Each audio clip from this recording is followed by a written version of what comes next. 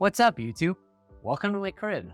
Today, I'm going to show you around my kitchen and share with you how I use 3D printing to go from this to this. Let's get after it. As with every video, I want to give a little bit of background and set the philosophy that I'm going to use for this challenge. So, as you can probably relate to, this isn't the first time that I've tried to get organized. But generally, whenever my wife or I organize a cabinet, especially one that everyone in the family uses so frequently, it usually takes about a week to become messy again. I've come to realize that any organization system that leaves wiggle room for putting things back incorrectly is basically worthless, especially in a household with children and sleep-deprived adults. This ultimately is why generic organizers like the kind you find at IKEA don't actually help you stay organized, and why a solution like Gridfinity or the honeycomb wall is so incredible. If something only fits in the proper spot, well, you don't have any choice but to put it away properly. And by the way, just the fact that something is 3D printed does not inherently make it better, because even when I've 3D printed organization solutions around the house, I've learned the hard way that if they're too generic and flexible, I end up just tossing stuff wherever there's room. So as we go about this challenge, I'm going to try to apply these principles wherever I can. First, a place for everything, and everything should only fit in its place.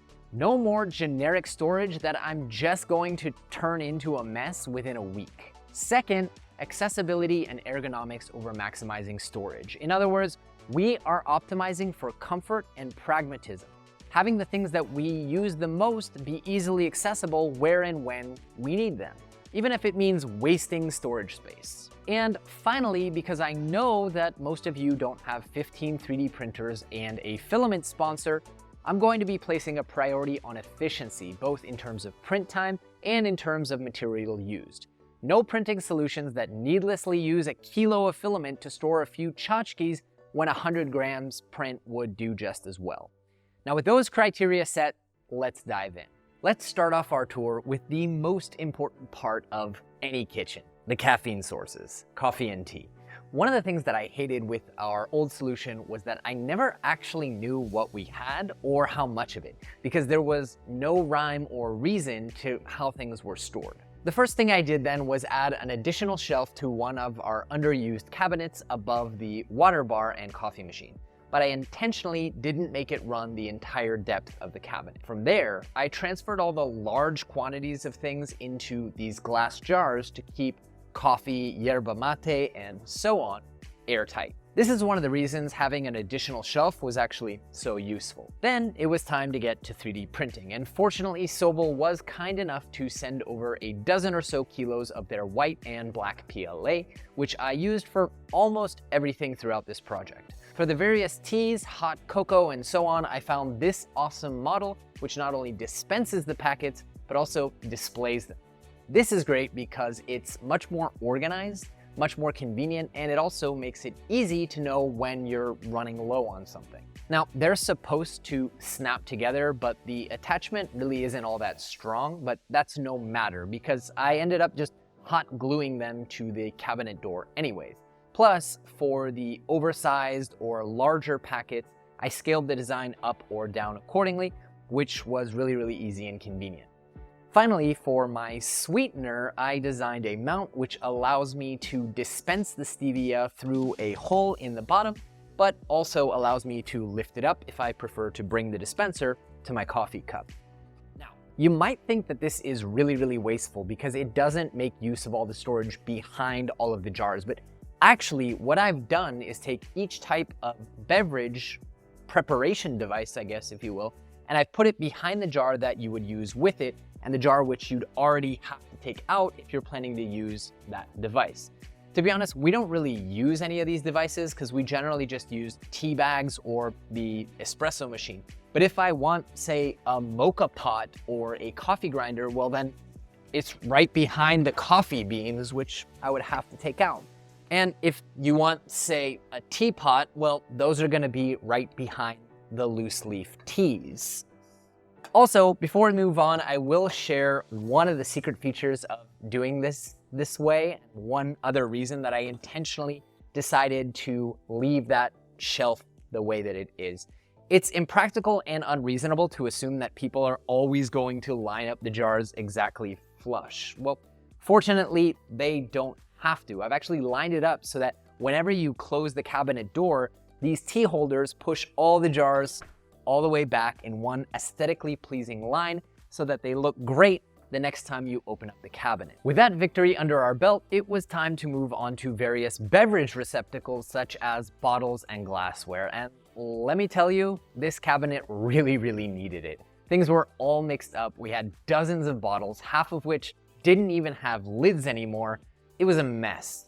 For weeks, I pondered on how I was going to do this without wasting a ton of filament. But eventually I found this great model, link in the description by the way for all the models I'll be featuring, which is ingenious for a few different reasons. First, it makes use of a clever modular design so that you can print it on even a very small printer like a Voron Zero.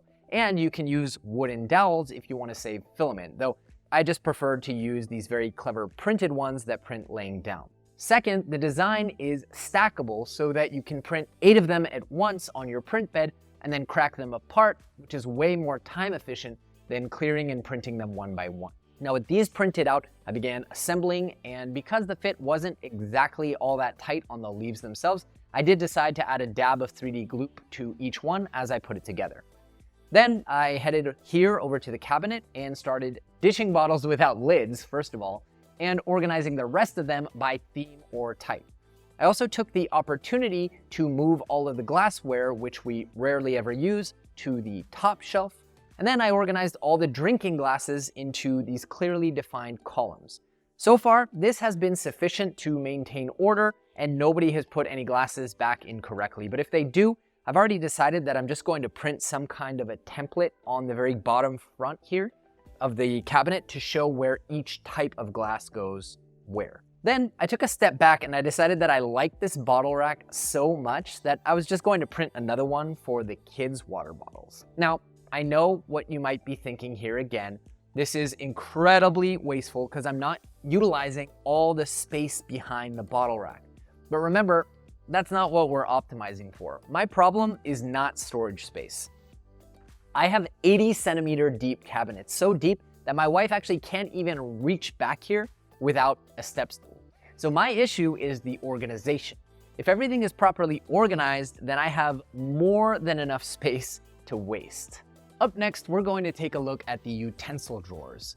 You might notice that I haven't done any kind of printing for these two big cabinets behind me, which are full of things like Tupperware, snacks, cookware, and so on. Instead, I just went about clearing them out, moving things into more appropriate locations within the kitchen, and organizing them without any kind of printed organizers. This isn't because I don't plan to. After all, like I said before, if it's possible to just throw stuff in, it's really only a matter of time until things become an absolute disaster in there once again. It's just that I haven't figured out exactly how I want to best organize each of these cabinets. So if you have suggestions for different models that I should check out, please do share them either in the comments or in the Models and Bottles channel on our Discord server. And if you'd like to see me do a part 2 of this video following up and showing you how I did all of it, then let me know with a like and a comment down below. Anyways, while I think about all of that, let's now go ahead and take a look at our utensil drawers, because these are a really common area of disaster where organizers really generally fall very short. For this, I did decide to organize my own modular system based on Gridfinity. It features these thick, rugged walls which will stand the repeated abuse. It has these aesthetic curves that feel more appropriate in a kitchen, and it has tons of sizes, as you'll see in the other drawer, for knives, forks, and any kind of common thing that you might have in your drawers. I've even lined up the different indentations between all of the different sizes so that it's a whole lot easier to pull things out. And for the things that are just way too big to print on a standard size print bed, I've created these standalone end caps in different widths as well as blanks that you can use to cover the frames down below. Now, using this system, you can create all different kinds of custom arrangements, including extra long ones for your rolling pins, or Y-shaped ones for things like mallets and whisks and much more. And of course, the entire system is compatible with the Gridfinity system. So if you want to mix and match, say create light bins or use the traditional bin generator on OpenSCAD, you're more than welcome to. Anyways, this system has been working pretty well for us so far, except for the kids' utensils, which someone, I wonder who, keeps making a mess of. The housekeeper did ask me for a tour of the cooking utensil ones because they're not as clear, but once I explained it to her, she's had no problem maintaining the order.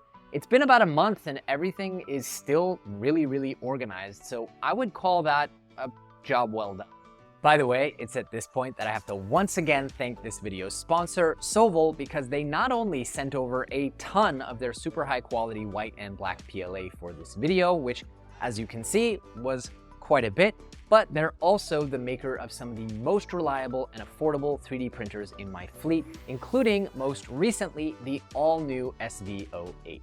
For those of you who've been living under a rock, the SV08 is Sovol's new 350 by 350 by 340 millimeter Core XY monster. It's basically a Voron 2.4 with the same levels of performance, but it comes almost fully assembled and features high quality injection molded and sheet metal parts. Also, it costs like a third of the price at just $599 MSRP. So if you've ever wanted a Voron but you don't have Voron level time or budget, I highly recommend you check out the SV08 or some of Sovol's other great 3D printers, filament, and accessories, all of which I used quite a bit throughout this entire video. Link in the description or go to jle.vi/Sovol today. All right, back to the video. So up next, let's talk about the spice drawer. For a while, I've been really noodling on the best way to handle this unique challenge. I mean, obviously I could just print some kind of grid, 2 dimensions, or even just leave the spices in the drawer with some uniform glass jars, but that would necessitate always putting labels on the spices, even the ones that already come with nice glass bottles and fun labels. I really don't want to have to deal with that on an ongoing basis. Plus, it's much easier to identify the spice that you want to see and use if you can actually see it through the glass. But I didn't want to just lay all the spices flat and take up so much drawer space, so it was a proper conundrum. Fortunately, a quick search of printables revealed this model, and it's ingenious for a few different reasons.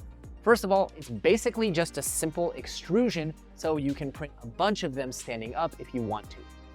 Second, it's modular, meaning that you can print a front piece and then as many back pieces as you need, and they all just snap together.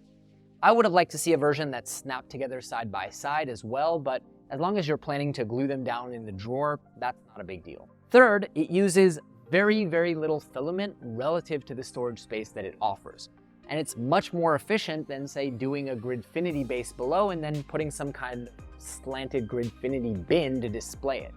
Why bother with all that filament down below when a simple solution like this will work just fine? So I printed out a bunch of these. I migrated a bunch of my spices from their ugly plastic containers to these IKEA glass ones. And as you can see, I think that they turned out really nice. I even left some extra spaces in the back for extra spices or cloves, which don't fit in those normal dispensers.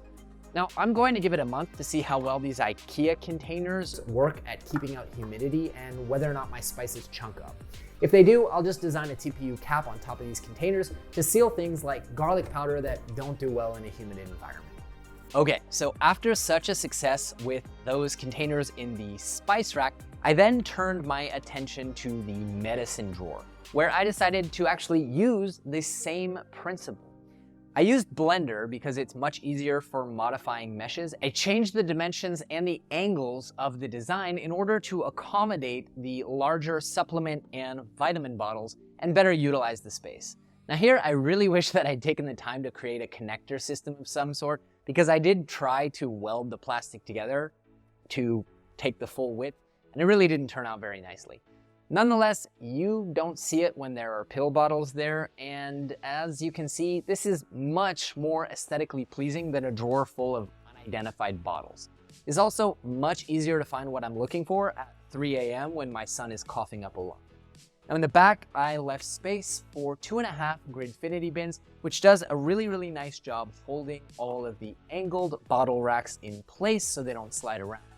I filled those Gridfinity slots by generating a dozen or so custom Gridfinity bins, OpenSCAD, one for each type of these blister packs, and also some of the traditional scoop type bins for things like lozenges. Now I chose to do all this all the way in the back because it's where I'll stack up all the different prescription and harder drugs, if you will, so that they are actually out of reach of my two boys. Though I'm also considering locking this entire drawer with one of those magnetic latches, or at least blocking off this front panel for now so that my youngest son can't reach even the vitamins and kids' medicines. Okay, so here is where I really need a little bit of your help. As I said, I didn't really 3D print any solutions for the Tupperware cabinets or the drawers under the microwave and the oven. I just kind of organized them a little bit. And then I cut another partial depth shelf right in here, which allowed me to actually clear off a ton of the stuff that was previously taking up so much space on the countertops, such as the fruit basket, the various wipes, paper towels, salt and pepper, things that we use all the time, and just move all that into the pantry. So right now I have a secret drawer on this side that the kids don't know about, where I'm putting all the sweets in a side that they never ever open. And then in this last cabinet, I have a canned food drawer at the bottom, a drawer for snacks that I do want the kids to have access to, and then that medicine drawer that I showed you before.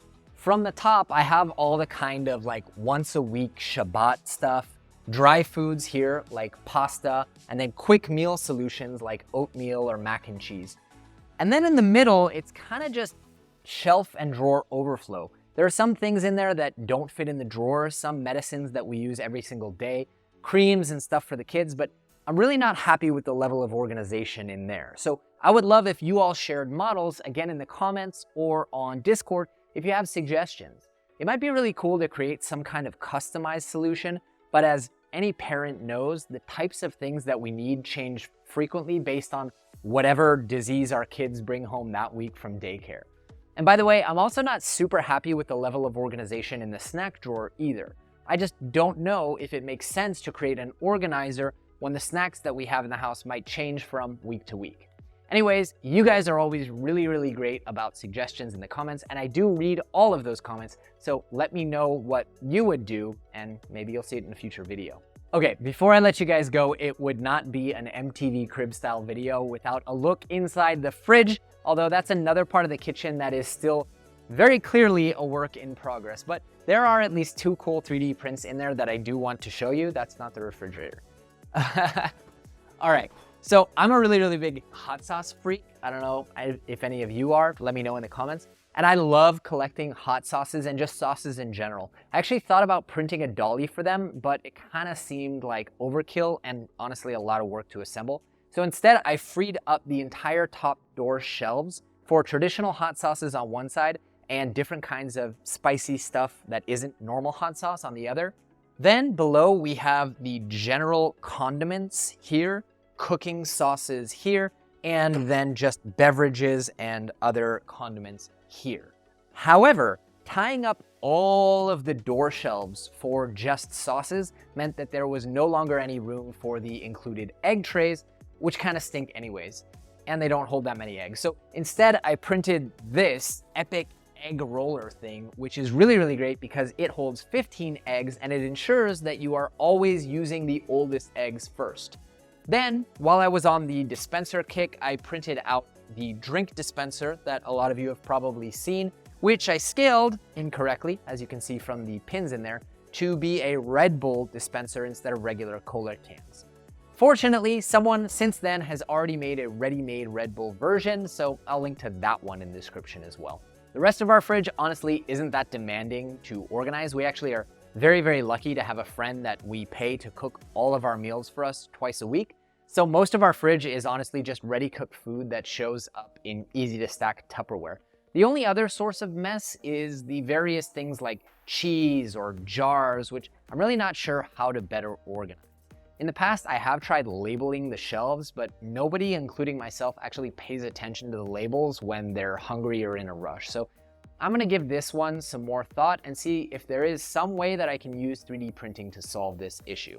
So that's most of the disorder in my kitchen tackled, but I don't want you to think that I'm Martha Stewart over here or think that I'm anywhere near done with this project. So I would like to point out some of the other outstanding challenges in case some of you out there know of a model that could help, or better yet, maybe it'll inspire you to create a new model that you can share with the whole community. Now, there are a lot of places that I didn't show you guys in this video because they are either intended to be catch-all areas that we really don't care if they're messy, or just the nature of the stuff in the drawer doesn't let you put it away incorrectly. Like, you'd have to be an absolute psychopath to not stack plates on top of the plates that look just like them, so nobody does that in my household. And the pots and pans, well, there isn't enough space in the drawers if you don't actually put things away properly. So those aren't problems, but there are nonetheless some outstanding challenges that I do want to deal with. Take, for example, the entire slim drawer by the window. Up top, it's a disaster, and I don't know what I should put here. Right now, it's just some plant-related stuff, some wipes. And down below, there's a bunch of cleaning chemicals, but it's too crowded and too messy, so I'd like to organize that and maybe move some of those cleaning chemicals into the utility closet, which is way worse of a mess than any of the kitchen cabinets were. Then there is the entire set of drawers by the door, which aside from the top one, which is basically just bowls we rarely use, is totally underutilized. Cat food for the cat we don't have anymore, 10,000 bags, half of which are junk. So I might just do some reworking of this. Let me know if you have any suggestions, but more importantly, let me know if you guys enjoyed this video and if you'd like to see a part 2 or maybe another video like it where I tackle another area of disarray in my house, such as my closet, to see how 3D printing could be of use there as well. Before I let you go, I want to take a moment to thank our YouTube members and Patreon supporters, particularly our Nylon Peak members, Chip Cox, 2 Crazy Ketos, Amir Khan, and Chris Miller. You guys rock. That's all for this week, but I'll see all of you on the next layer.